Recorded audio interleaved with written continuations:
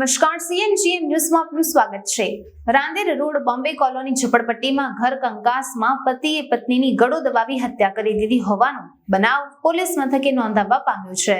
Rander police પાસેથી મળતી માહિતી મુજબ રાંદેર રોડ ખાતે આવેલ નવયુગ કોલેજ સામે બોમ્બે કોલોની ઝુંપડપટ્ટીમાં રહેતા પ્રકાશ વસાવા અને તેની પત્ની ઉષાબેન વચ્ચે વારંવાર ઘર કંકાસને લઈને ઝઘડો થતો હતો, જેને લઈને ઉશ્કેરાયેલા પ્રકાશ વસાવાએ ગળો દબાવીને પત્ની ઉષાબેનની હત્યા કરી નાખી અને ભાગી છૂટ્યો હતો। હાલ તો રાંદેર પોલીસ મથકમાં મૃતક ઉષાબેનની બહેન દક્ષાબેન દ્વારા ફરિયાદ નોંધાતા વધુ તપાસ રાંદેર પોલીસ દ્વારા હાથ ધરવામાં આવી છે। સુરતમાં આગની ઘટનાઓ વધી રહી છે, ત્યારે વેસુ વિસ્તારમાં આવેલ વેલેન્ટાઇન થિયેટરમાં મૂવી જોઈને પરત ફરતી વખતે કારમાં અચાનક જ આગ લાગી હતી।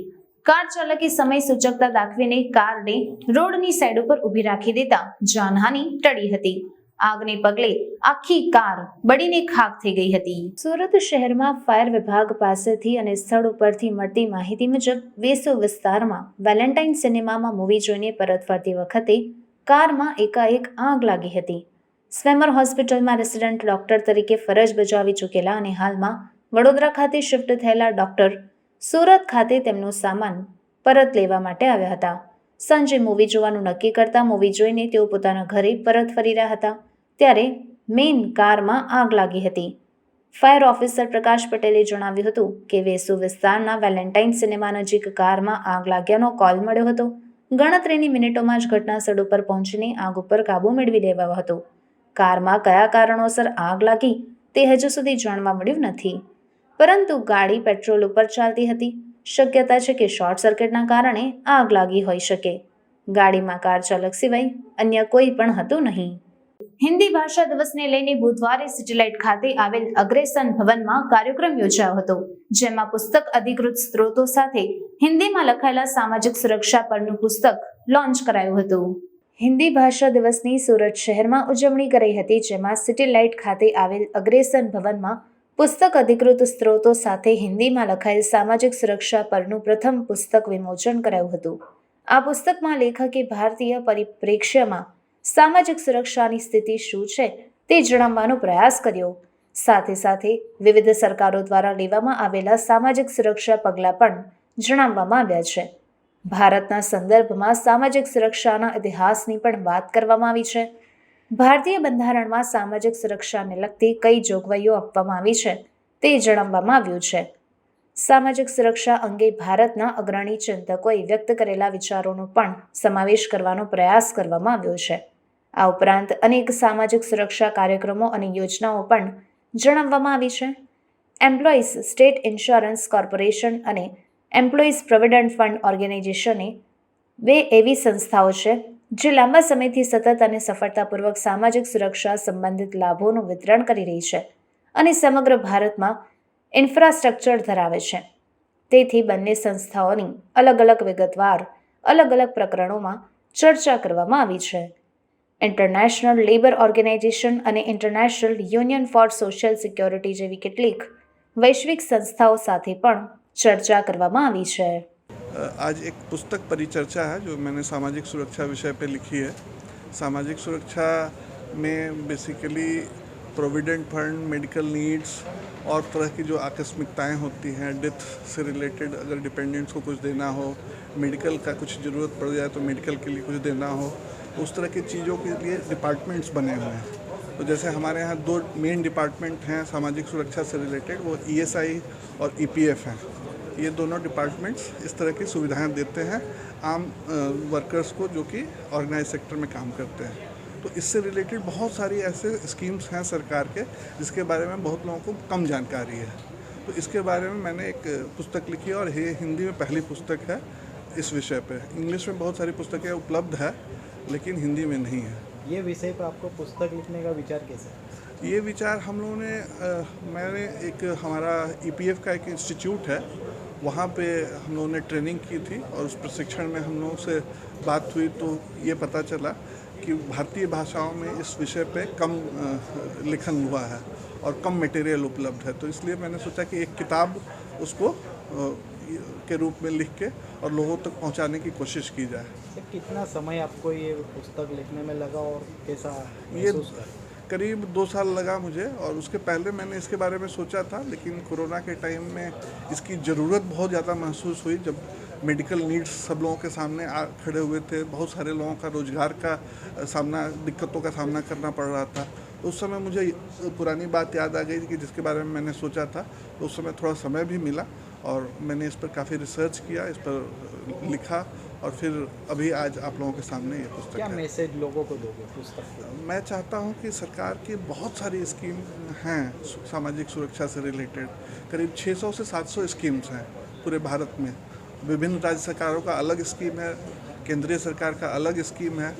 तो लेकिन फिर भी मेन स्कीम 25-30 है। अगर उसके बारे में भी लोगों तक जानकारी पहुंचे, और जो एम्प्लॉयर्स होते हैं जो हमारे उद्योगपति होते हैं, वो लोग अपने एम्प्लॉयज़ का ख्याल रखें, और ख्याल रखने के मामले में मेनली सामाजिक सुरक्षा अगर दें, और अपने एम्प्लॉयज़ को अपने मेडिकल नीड्स, अपने प्रोविडेंट फंड की ज़रूरतें वो सब पूरा करवाएं।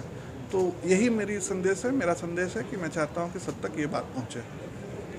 સુરતમાં આવેલા કેન્દ્રીય ગૃહમંત્રી શ્રી અમિત શાહ અને ગુજરાતના મુખ્યમંત્રી શ્રી ભૂપેન્દ્રભાઈ પટેલે ક્રિપ્કો ખાતે ઇથેનોલ તૈયાર કરવાના પ્લાન્ટનું લોકાર્પણ કર્યા બાદ ત્યાં સંબોધન પણ કર્યું હતું, જેમાં ભાજપ સરકારની વાહવાહી કરી હતી।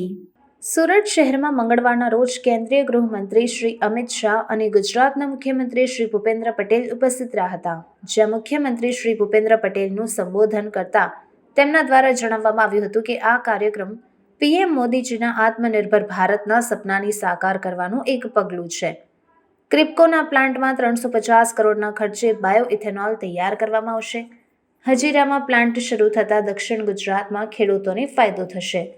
સ્થાનિક કક્ષાએ રોજગારીમાં પણ વધારો થશે। દેશમાં સહકારિતા મંત્રાલય શરૂ કરવામાં આવ્યું છે।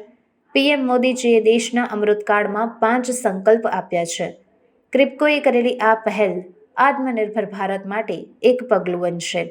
ક્રિપ્કો ખાતે બાયો ઇથેનોલ પ્લાન્ટનું ખાતમુહૂર્ત કેન્દ્રીય ગૃહમંત્રી અમિત શાહે કર્યા બાદ જણાવ્યું હતું કે બાયો ઇથેનોલ પ્લાન્ટનું ખાતમુહૂર્ત થયું છે। ક્રિપ્કોએ આ પરિયોજના કરી છે, જેનાથી 2,50,000 प्रतिदिन બાયો ઇથેનોલ ઉત્પાદન કરનાર પ્લાન્ટ સ્થાપિત થશે। ગુજરાતમાં 9 જિલ્લામાં ખેડૂતો મકાઈ વાવીને આજીવિકા મેળવે છે। આ પ્લાન્ટથી સીધો ફાયદો ખેડૂતોને થશે। ખેડૂતો માટે વેસ્ટેજ મકાઈ આ પ્લાન્ટમાં ઈંધણ બનાવીને દેશના અર્થતંત્રને પણ ફાયદો આપશે। ક્રિપ્કોનો પ્લાન્ટ ખેડૂતોના જીવનમાં નવું પ્રકાશનું કિરણ બનશે અને એક એવા ઉત્પાદન કે જેનાથી ખેડૂતોને કોઈ ફાયદો થતો નથી અને બાયો ઇથેનોલ તેનું બનશે। બાયો ઇથેનોલ બનીને જે વેસ્ટેજ વધશે તે પશુપાલકોના ઉપયોગમાં પણ આવશે। મરઘી અને મત્સ્ય ઉદ્યોગ માટે તે પણ ઉપયોગમાં આવશે। દેશમાં 9 લાખ કરોડ રૂપિયાની વિદેશી ભંડાર ઈંધણમાં જાય છે। યુએસએ 55, બ્રાઝિલ 27 અને ભારતમાં 2% ઇથેનોલનું ઉત્પાદન કરે છે। ભારતની પેટ્રોલ અને ડીઝલની ખપતના 20% જથ્થો ભારત બ્લેન્ડિંગ કરશે। આ લક્ષ્ય 2030નું છે। 10% ઇથેનોલ મિક્સ કરવામાં આવતા 46,000 કરોડ રૂપિયાનું ઇમ્પોર્ટ ઓછો થયો છે, એટલે ખેડૂતોની આવક 46,000 રૂપિયા વધી છે। અનેક રીતે ખેડૂતોને ફાયદો કરવાનો પ્રોજેક્ટ ક્રિપ્કોએ શરૂ કર્યો છે। જે લોકો ઇથેનોલનું કારખાનું લગાવશે તેને વર્ષનું 50% વ્યાજ ભારત સરકાર ચૂકવશે। દેશભરમાં આગામી દિવસોમાં અનેક પ્લાન્ટ લાગશે। 1 લાખ કરોડનો બચાવ આ ઇથેનોલ પ્લાન્ટ કરશે, જે વર્ષ 2025 સુધી થવાનું છે। ક્રિપ્કો ભારતના ખેડૂતોનું પ્રતિનિધિત્વ કરે છે। ક્રિપ્કો ખાતે પ્લાન્ટના ઉદ્ઘાટન સમયે અનેક મહાનુભાવો ઉપસ્થિત રહ્યા હતા।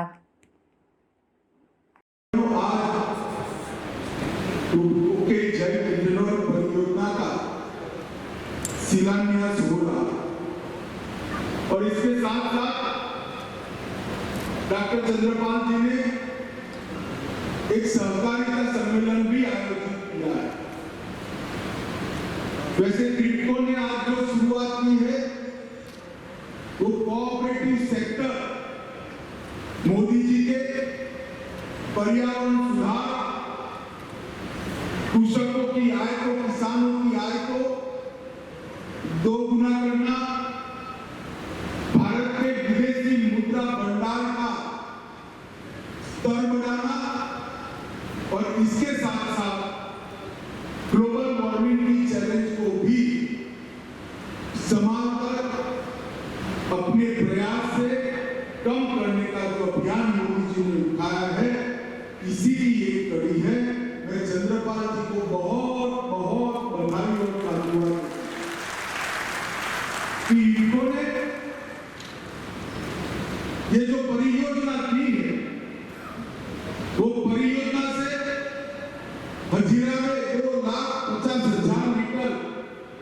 दैनिक क्षमता वाला बायोएथेनॉल संयंत्र स्थापित होगा।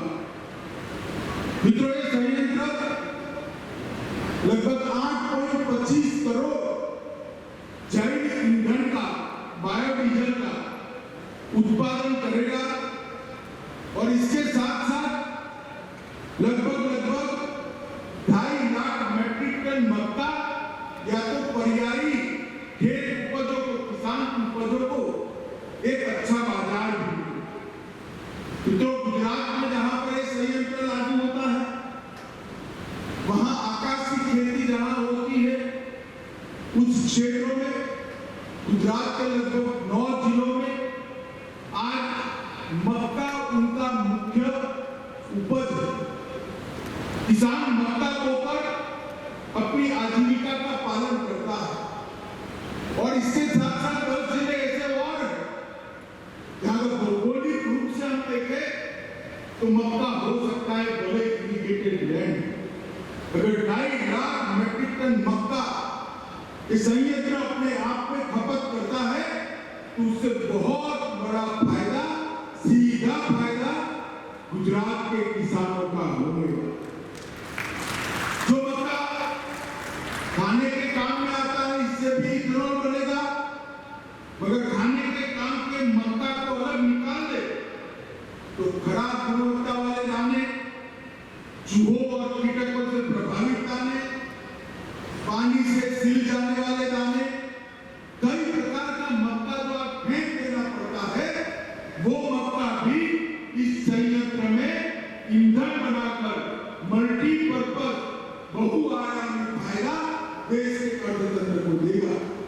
मित्रों, जब मैंने कहा खराब दाने निकलते हैं, पानी से स्कूल जाते हैं, चूहों और कीटक उसका नुकसान कर देते हैं, तो किसान निराश हो जाता और दूधों का ये संयंत्र वो निराश किसानों के जीवन में एक नई आशा का संचार करेगा, इसका मुझे विश्वास। इसके साथ साथ जैसे चंद्रपाल जी ने बताया, कपास की खंडल, मूंगफली के छिलके, अरहर की खंडल, अरंडी की खंडल, खोई, इस प्रकार के अनेक जो उत्पाद है जिसका आज कोई उपयोग नहीं हो सकता, जिससे किसान को कोई आर्थिक फायदा नहीं हो सकता, वो सारी चीजें भी यहाँ से इथेनॉल बनाएगी। ये चीजों से इथेनॉल बनेगा, पेट्रोल और डीजल का विकल्प बनेगा, पर्यावरण को संभालेगा और क्योंकि इतना पेट्रोल आयात कम करना पड़ेगा, हमारे विदेशी मुद्रा बाजार को भी वो सक्षम करेगा। ट्रिप्को की इथेनॉल परियोजना ड्राई क्रिस्टल ग्रेन्स नामक उच्च प्रोटीन युक्त पशु चारा भी इथेनॉल बनाने के बाद जो कचरा लगता है उसे पशु चारा के लिए भी रॉ मटेरियल मिलेगा। मुर्गी पालन और मत्स्य पालन का भी रॉ मटेरियल वहीं से मिलेगा। और हम सब जानते हैं पशुपालन के क्षेत्र में अमूल के सहयोग से गुजरात ने देश के सारे रिकॉर्ड तोड़ दिए हैं। 60,000 करोड़ रुपए का दूध का उत्पादन अकेला किया। अगर उसके पशुओं के चारे के लिए उच्च प्रोटीन युक्त ये जो राइट डिस्टिलर्स ग्रेन्स मिलेंगे, इससे मुझे भरोसा है कि पशुपालन को भी काफी इसका अप्रत्यक्ष फायदा होगा। मित्रों, मैं आप सबका ध्यान भारत के पेट्रोलियम परिदृश्य पर डालना चाहता हूं, जिसको एक ग्रिडको का बायोडीजल प्लांट और इसके साथ देश भर में मोदी जी की पॉलिसी के कारण अनेक ऐसे प्लांट बन रहे हैं जो इथेनॉल का उत्पादन करें। इसके बहुआयामी फायदे को समझने के लिए हमें भारत के पेट्रोलियम परिदृश्य को समझना पड़ेगा। 2011-12 में भारत कच्चे तेल का आयात 172 MMT करता था और 2021-22 में एक दशक के बाद 172 से बढ़कर 212 MMT करता है और कच्चे तेल के आयात पर हमारी निर्भरता 83% से बढ़कर 88%। क्योंकि अगर विकास करना है तो ऊर्जा के क्षेत्र में कच्चे तेल के महत्व को हम सब जानते हैं, मगर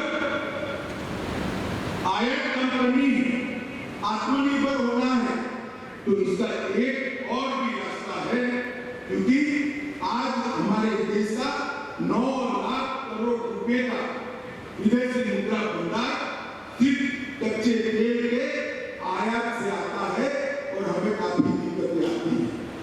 संगठित और एक प्रकार से वैज्ञानिक प्रयास किसी और देश ने नहीं किया। तो आज भी इतने प्रयास के बाद भी इथेनॉल के उत्पादन में हम देखें तो यूएसए समग्र विश्व के 55% इथेनॉल उत्पादन करता है, ब्राजील 27% करता है और भारत 3% करता है। मेरे कहने का ये मतलब है कि बहुत सारी संभावनाएं इस क्षेत्र के अंदर पड़ी है, जो संभावनाओं का दोहन जैसे ग्रिडको ने किया है सभी सरकारी इकाइयों ने करना चाहिए और किसानों की आय बढ़ाने के लिए सरकारी इकाइयों ने आगे आना। मित्रों, मोदी जी ने 5 जून 2021 को पर्यावरण दिवस पर इथेनॉल सम्मिश्रण के कार्यक्रम की एक एक्सपर्ट कमेटी की रिपोर्ट जारी की। वो एक्सपर्ट कमेटी ने 2030 तक 20% इथेनॉल सम्मिश्रित करने का लक्ष्य, मतलब भारत के पेट्रोल और डीजल की खपत का 20% इथेनॉल बनाकर हम ब्लेंडिंग करें, ये लक्ष्य 2030 का है। इसके अंदर गन्ना, मक्का, भुने चावल और किसी भी खाद्यान्न का बचा हुआ कचरा इसके लिए उत्पादित होता है। मगर मोदी जी ने 20% के साथ साथ 10% का लक्ष्य भी रखा था कि नवंबर 2022 के पहले हम 10% ब्लेंडिंग कर देंगे। मित्रों, आज मैं आपको कहने आया हूं, मैं सितंबर में आया हूं आपके सामने। अभी से 5 माह पहले ही भारत ने 10% इथेनॉल के ब्लेंडिंग के लक्ष्य को सिद्ध कर दिया है। न केवल 10% को सिद्ध किया है, इसके साथ साथ 20% का लक्ष्य 2030 का रखा था, इसको प्रीपोन कर 2025 तक 20% इथेनॉल हम डालेंगे। एक प्रकार से 10% के सम्मेलन से, सम्मिश्रण करने से लगभग 46,000 करोड़ रुपए का इनपुट कम हुआ। मित्रों, अर्थशास्त्री देखते हैं कि 46,000 करोड़ 46,000 करोड़ रुपीस का इनपुट हमें कम किया, तो उनका देखने का नजरिया है, सही भी है। विदेशी मुद्रा भंडार समृद्ध हुआ है। मेरे जैसे कोऑपरेटिव कार्यकर्ता देखते हैं कि 46,000 करोड़ रुपए का इनपुट तो कम हुआ है, परंतु 46,000 करोड़ रुपया देश के किसानों की आय बढ़ी है, क्योंकि इथेनॉल का पैसा किसान के पास है। और लगभग भारत की कुल बिक्री का ये 10%। इसके साथ साथ डीएपी, एनपीके, यूरिया सभी चीजों का उत्पादन करते हैं। अब इसके साथ साथ टिडको ने स्पेशल पर्पस व्हीकल बनाया है, टिडको एग्री बिजनेस प्राइवेट लिमिटेड, जो किसानों के फल और सब्जियों को प्रोसेस कर निर्यात कराकर किसानों की आय में वृद्धि करने का प्रयास करेगा। अगर कृषि के क्षेत्र में विशेष सब्जी और फल के प्रसंस्करण को जितनी स्पीड बढ़ाएगा, इतना देश के किसानों का फायदा होगा। और इसके साथ साथ अच्छे बीजों पर संशोधन करने के लिए, इनको संरक्षित और संवर्धित करने के लिए 12 अत्याधुनिक प्रसंस्करण इकाइयां उन्होंने स्थापित की है, जो 1.90 लाख क्विंटल प्रमाणित बीज पूरा करने का काम करती है। और इसके साथ साथ तरल जैव उर्वरक निर्माण लिक्विड फर्टिलाइजर भी बना रहे हैं और जीवाणु का कल्चर करता भी क्रिप्टो है, जिसने पॉजिटिव जीवाणु जो कृषि में उपयोगी होते हैं इसका भी फायदा करेगा। ये तो सहकारिता मंत्रालय ने मोदी जी के नेतृत्व में अनेक भी नए कदम उठाने का निर्णय किया। पैक्स का कंप्यूटराइजेशन, बहुआयामी पैक्स बनाना, पैक्स को आईपीओ का एफपीओ का स्टेटस देना, इसके साथ साथ क्रिप्टो, इफ्को, अमूल ऐसी संस्थाएं मिलकर एक export house multi state cooperative society का बनाने जा रहे हैं, जो किसानों की उपज को कोऑपरेटिव बेसिस पर एक्सपोर्ट कर देगी और मुनाफा सीधा किसान के बैंक अकाउंट में जाएगा। इसके साथ साथ बीज संशोधन के लिए भी एक मल्टी स्टेट कोऑपरेटिव सोसाइटी हम बनाने जा रहे हैं और ऑर्गेनिक प्रोडक्ट के, ऑर्गेनिक खेत के सर्टिफिकेशन के लिए और ऑर्गेनिक प्रोडक्ट के मार्केटिंग के लिए भी एक बहुराज्यीय सहकारी समिति हम बनाने जा रहे हैं। गुजरात राज्य के सम्माननीय मुख्यमंत्री श्रीमान भूपेंद्र भाई पटेल, राजभाषा का काम मेरे साथ देखने वाले गृह राज्य मंत्री श्री अजय कुमार मिश्रा जी, निशित प्रमाणिक जी, इस सूरत की ही सांसद जो आज हम सबकी मेजबानी कर रही है, और रेल राज्य मंत्री श्रीमती दर्शनाबेन जरदोश जी, हमारे शिक्षा राज्य मंत्री श्री राजकुमार रंजन जी, मेरे साथ उपाध्यक्ष संसदीय राजभाषा समिति के उपाध्यक्ष हैं श्री भर्तृहरि मेहताब जी।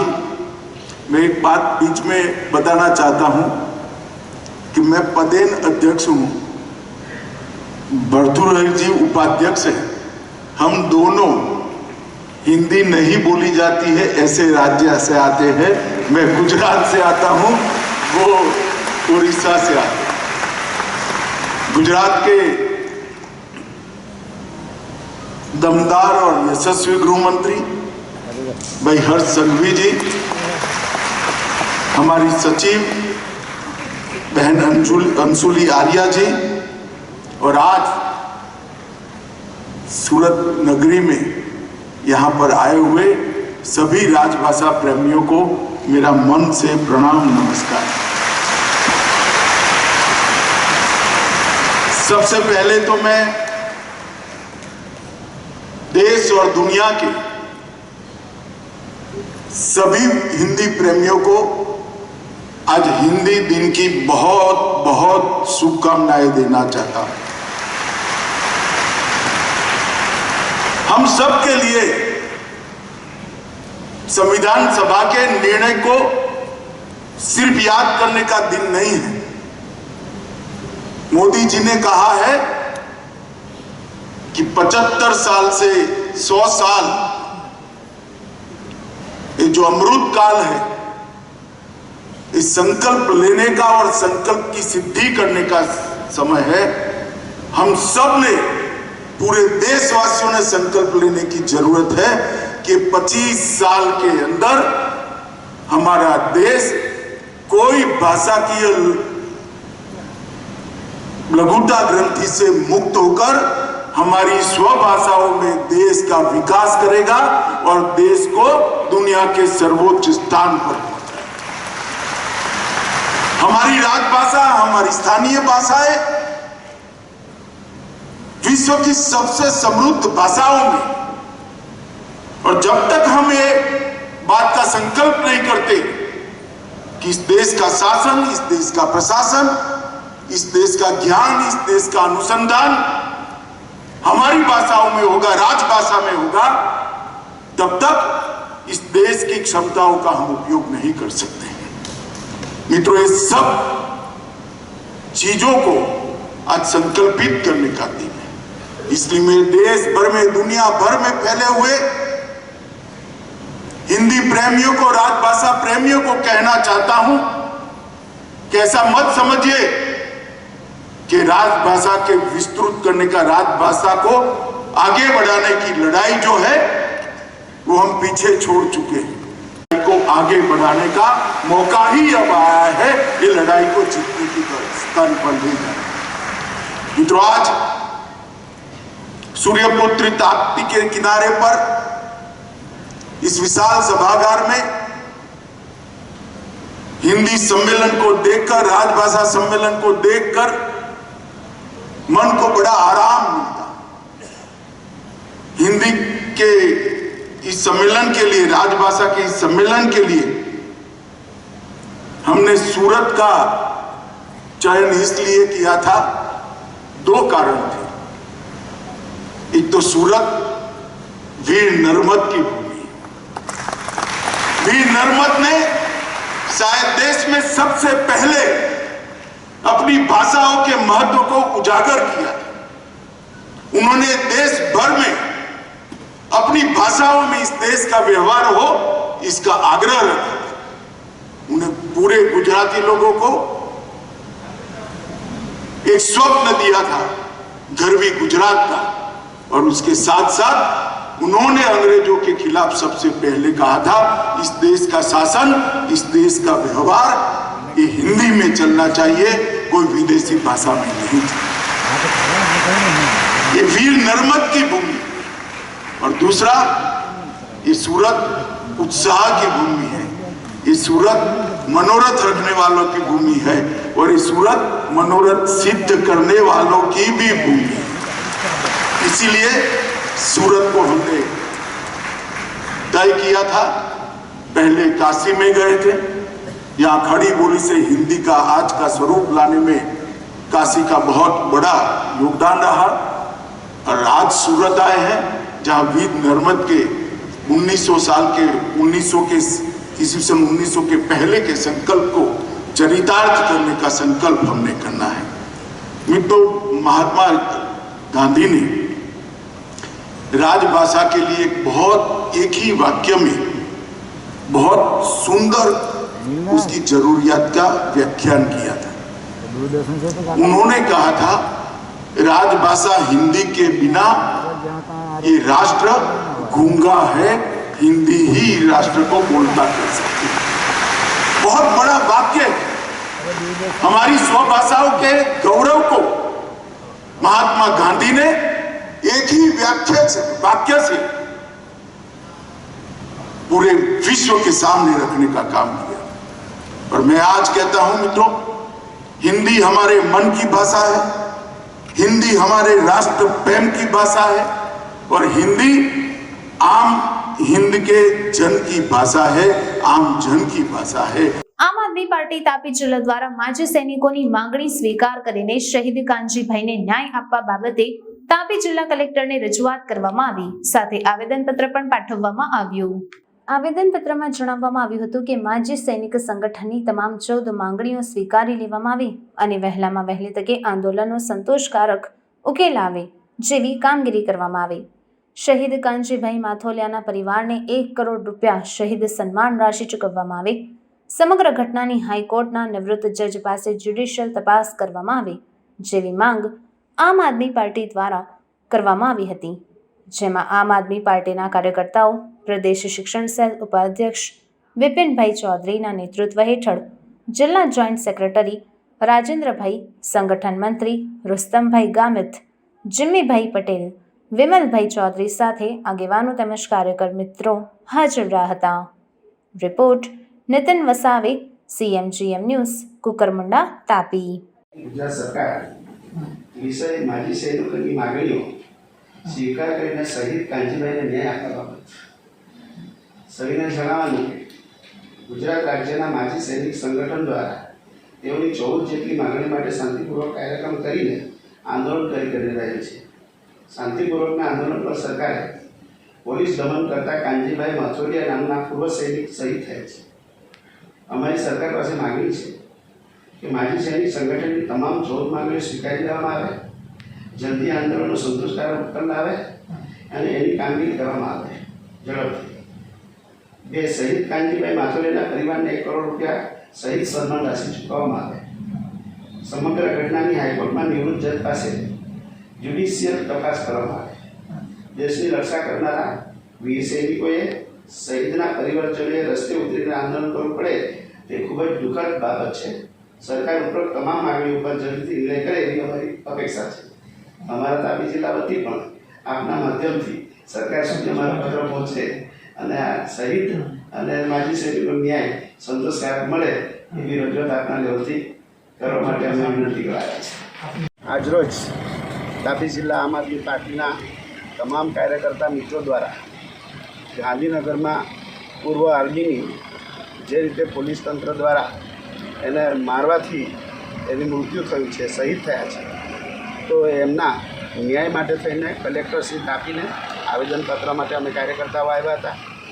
એની અંદર અમે કલેક્ટરના માધ્યમથી મુખ્યમંત્રીને અમે લખીને સંબોધીને કહ્યું છે કે એની જ્યુડિશનલ રિટાયર્ડ જજ દ્વારા તપાસ કરવામાં આવે, ન્યાયિક પ્રક્રિયા થાય અને તદુપરાંત એક્સ આર્મીઓની 14 જેટલા મુદ્દાઓની માગણી છે એ સરકાર વહેલીમાં વહેલી તકે પૂરી કરે અને મૃતક કાનજીભાઈ જે છે, શહીદ જે થયા છે, એમના પરિવારને 1 કરોડની સહાય આપવામાં આવે. એના માટે સૌ અમારા તાપી જિલ્લાના કાર્યકર્તાઓ કલેક્ટરને આવેદનપત્ર આપીને એના માધ્યમથી આર્મી અને સરહદ પર સેવા કરતા લોકોને એની શ્રદ્ધાંજલિ પાઠવીએ છીએ અને એ લોકોને સેલ્યુટ કરીએ છીએ. તો તાપી જિલ્લો પણ પૂર્વ સૈનિક સાથે છે અને સરહદ પર જે સેવા આપે છે એવા સૈનિકો સાથે પણ આમ આદમી પાર્ટી અને તાપી જિલ્લો એમની સાથે છે. આભાર. દ્વારકા જિલ્લાના જામ ખંભાળિયાના પીએસઆઈ વસાવા રતિલાલને સસ્પેન્ડ કરવાના મુદ્દે ઉમરપાડા યુવા સંગઠને વિરોધ પ્રદર્શન કર્યા. ગ્રેડ પે સંદર્ભે પીએસઆઈએ ન્યૂઝ ચેનલને ઇન્ટરવ્યુ આપતા સસ્પેન્ડ કરવામાં આવ્યા. આ બનાવ સંદર્ભે રાજ્યના મુખ્યમંત્રીશ્રીને પણ ફરિયાદ કરાઈ. પ્રાપ્ત માહિતી અનુસાર ઉમરપાડા તાલુકા મામલતદાર કચેરી ખાતે તાલુકા આદિવાસી યુવા સંગઠન સહિત ગામજનોએ દ્વારકા જિલ્લાના જામ ખંભાળિયાના પીએસઆઈ ને ગ્રેડ પે સંદર્ભે ઇન્ટરવ્યુ આપવામાં આવતા સસ્પેન્ડ કરવામાં આવ્યા છે. આ ઘટનાના વિરોધમાં સ્થાનિકો મોટી સંખ્યામાં એકત્રિત થઈને વિરોધ પ્રદર્શન કરીને મામલતદારને આવેદનપત્ર પાઠવ્યું. ગ્રેડ પે સંદર્ભે ઇન્ટરવ્યુ આપનાર પીએસઆઈ સુરત જિલ્લાના ઉમરપાડા તાલુકા ખાતે આવેલ જુમાવાડી ગામના વતની છે અને હાલમાં દ્વારકા જામ ખંભાળિયા પોલીસ સ્ટેશનમાં પોલીસ સબ ઇન્સ્પેક્ટર તરીકે ફરજ બજાવતા વસાવા રતિલાલભાઈએ પોલીસ જવાનો, હેડ કોન્સ્ટેબલ સહિત આસિસ્ટન્ટ સબ ઇન્સ્પેક્ટરની લાંબા સમયની ગ્રેડ પે અંગેની માંગણી મુદ્દે ગુજરાત તક ન્યૂઝ ચેનલને પોલીસ સબ ઇન્સ્પેક્ટર વસાવા રતિલાલભાઈએ પગાર સ્કેલ વધારા માટે ચાલતી લડત અંગે વાતચીત રજૂ કરી ઇન્ટરવ્યુ આપ્યું હતું. આ બાબતે 1 થી 2 દિવસની અંદર પોલીસ સબ ઇન્સ્પેક્ટર વસાવા રતિલાલને સસ્પેન્ડ કરી દેવામાં આવ્યા હતા. સસ્પેન્ડ અધિકારી મૂળ ઉમરપાડા તાલુકાના જુમાવાડી ગામના હોવાથી ખોટી રીતે સસ્પેન્ડ કરવાના મુદ્દે જુમાવાડી ગામના લોકોમાં ભારે રોષ ફેલાયો હતો. જુમાવાડી ગામની મહિલાઓ સહિત ગામજનો અને તાલુકા આદિવાસી યુવા સંગઠને આ અન્યાય સામે ઉમરપાડા તાલુકા મામલતદાર કચેરી ખાતે વિરોધ પ્રદર્શન કર્યા હતા. ત્યારબાદ રાજ્યના મુખ્યમંત્રીને સંબોધીને લખેલું એક આવેદનપત્ર મામલતદારને સુપ્રત કરીને જણાવ્યું હતું કે પોલીસ સબ ઇન્સ્પેક્ટર વસાવા રતિલાલે પોલીસના હક અને અધિકારની વાત કરી હતી, જેમાં કોઈ ગુનો બનતો નથી. પોલીસના હક અને અધિકારની લડાઈના અવાજને સસ્પેન્ડ કરવામાં આવ્યા છે. આવા ખોટા નિર્ણયનો અમે તમામ આદિવાસી સમાજના લોકો સખત વિરોધ કરીએ છીએ.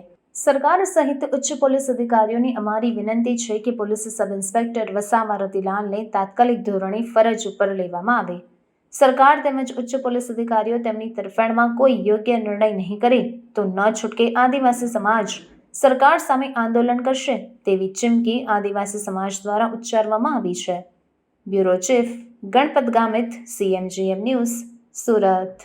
પીએસઆઈ રતિલાલભાઈને ન્યાય આપો, ન્યાય આપો. પીએસઆઈ રતિલાલભાઈને ન્યાય આપો, ન્યાય આપો. પીએસઆઈ રતિલાલભાઈને ન્યાય આપો, ન્યાય આપો. પીએસઆઈ રતિલાલભાઈને ન્યાય આપો, ન્યાય આપો. પીએસઆઈ રતિલાલભાઈને ન્યાય આપો, ન્યાય આપો. પીએસઆઈ રતિલાલભાઈને ન્યાય આપો, ન્યાય આપો. પીએસઆઈ રતિલાલભાઈને ન્યાય આપો, ન્યાય આપો. પીએસઆઈ રતિલાલભાઈને ન્યાય આપો, ન્યાય આપો. હમ સબ વાંચી બતાવો સ્નેહલભાઈ.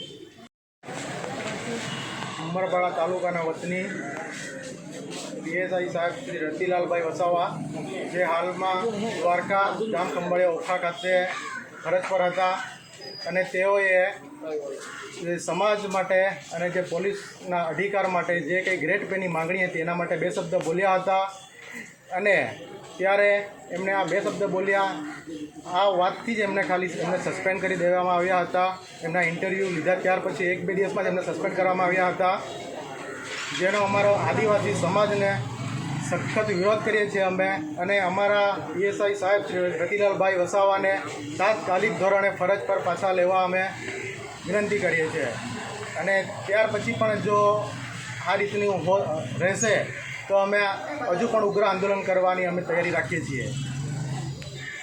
જુમાવાડી પીએસ સાહેબ જે આદિવાસી લડત માટે લડી રહ્યા હતા, એમણે જે આવેદન એમના માટે જે પણ એ લોકોએ જે ન્યાય માટે 2 શબ્દ બોલ્યા છે, જે પીએસ સાહેબ રતિલાલભાઈ વસાવા ગામ જુમાવાડીના, એમના હસ્તે જે પણ એમને સસ્પેન્ડ કરવામાં આવ્યા છે, પરંતુ એ સસ્પેન્ડના અમે આવેદનપત્ર આપીને એના માટે અમે દરેક આદિવાસી સંગઠન બનીને અમે ન્યાય માટે લડત કરી રહ્યા છે. આદિવાસી એક છે.